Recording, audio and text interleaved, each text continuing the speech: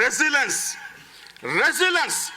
Moderation का रास्ता, संतुलन का रास्ता, तवाजुन का रास्ता। तारीख बताती है कि बास कौमें मुश्किलात में रेजिलेंस का सबूत देती हैं और उसके नतीजे में पहले से ज्यादा ताकतवर बनकर निकलती हैं। रेजिलेंस का मतलब क्या है कि आप अगर स्प्रिंग लें, स्प्रिंग को जोर से दबाएं तो क्या होता है, वो और कुव्वत से बाउंस बैक करता है।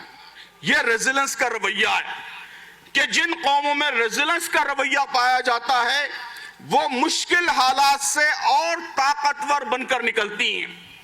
अल्लाह तबारक व तआला अहले इस्लाम के लिए जो मुश्किल हालात पैदा करता है, कुरान के मुताले से यही मालूम होता है कि अल्लाह के सामने मकसद यही होता है कि वो उम्मत को और ताकतवर और पावरफुल बनाना चाहता है, उम्मत का कंट्रीब्यूशन और बढ़ाना चाहता है। फिरका परस्त ताकतें चाहती हैं कि आप इस मुल्क की तामीर में, यहाँ की तरक्की में दिलचस्पी न लें।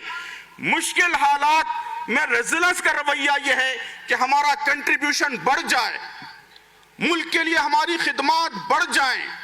फिरका परस्त ताकतें चाहती हैं कि हम सिर्फ अपने मसाइल तक अपने आप को महदूद रखें। रेजिलेंस का रवैया यह है कि हम आगे बढ़कर सारे इंसानों के लिए, इस मुल्क की पूरी आबादी के लिए अदल के, जस्टिस के, इंसाफ के अलमबरदार बनकर उभरें। रेजिलेंस का रवैया यह है कि हम हालात को अपॉर्चुनिटी के रूप में देखें। जो चैलेंजेस हैं, जो मुश्किलात हैं, उसमें अल्लाह तबारक व तआला ने क्या मौके पोशीदा कर रखे हैं, क्या अपॉर्चुनिटीज पोशीदा कर रखी हैं, उसको हम देखें, ये नजर हम अपने अंदर पैदा करें। ये रेजिलेंस का रवैया है। कुरान मजीद में अल्लाह तबारक व तआला ने फरमाया है फ़इन्न मअल उसरि युस्रा, इन्न मअल उसरि युस्रा। देखिए आप कि इस आयत में अल्लाह तबारक व तआला ने अल उस्र इस्तेमाल किया है। जो लोग अरबी जानते हैं उन्हें मालूम है कि ये एक प्रॉपर नाउन है, मारफा। मतलब ये कि मुश्किल एक ही है लेकिन उसके साथ युसरा, जितनी मुश्किलात हैं, जितने चैलेंजेस हैं, उसके मुकाबले में दोगुनी तादाद में डबल अपॉर्चुनिटीज आपके लिए हैं। तो अजीज दोस्तों, रेजिलेंस का रवैया ये है कि इन मुश्किलात में हम अपॉर्चुनिटीज को देखें, मौके को देखें। रेजिलेंस का रवैया यह है कि मुश्किलात को, चैलेंजेस को, परेशानियों को हम फीडबैक समझें कि ये फीडबैक है। इससे हमको मालूम होगा कि हमारी गलतियां क्या हैं, हमारी कमजोरियां क्या हैं, हमारी वीकनेसेस क्या हैं जिनको हमें दूर करना है। हम कैसे अपने रवैयों को बेहतर बना सकते हैं, हम कैसे आइंदा अपनी स्ट्रगल को और इफेक्टिव और मौसर और ज्यादा बेहतर बना सकते हैं। 70 वर्षों में जो कुछ हमने नहीं किया वो हम आइंदा करेंगे। हम अपने कामों को और बेहतर बनाएंगे और इफेक्टिव बनाएंगे और ताकतवर बनाएंगे। तो ये जो मुश्किलात की भट्टी दहकाई गई है वो इसीलिए दहकाई गई है कि आपको कुंदन बनाकर निकाला जाए ताकि आप अपना रोल, अपना किरदार इस मुल्क में और बेहतर तरीके से अंजाम दे सकें।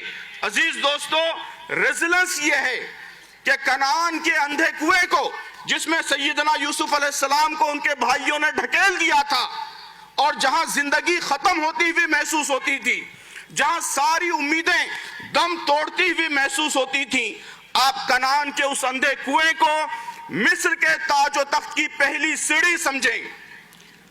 और उसके बाद सैयदना यूसुफ अलैहिस्सलाम को मिस्र की जेल में तवील अरसे तक कैद रहना पड़ा, जेल की जिंदगी बर्दाश्त करनी पड़ी।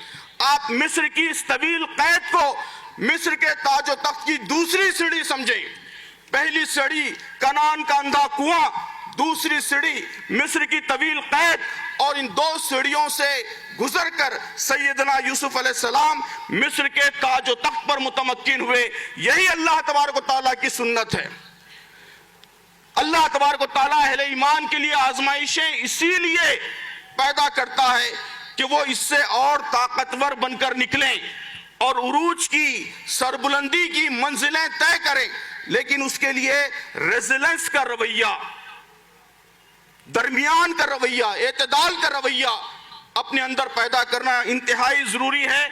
तुंदिए बाद मुखालिफ से न घबरा है उकाब, یہ تو چلتی ہے تجھے اونچا اڑانے کے لیے.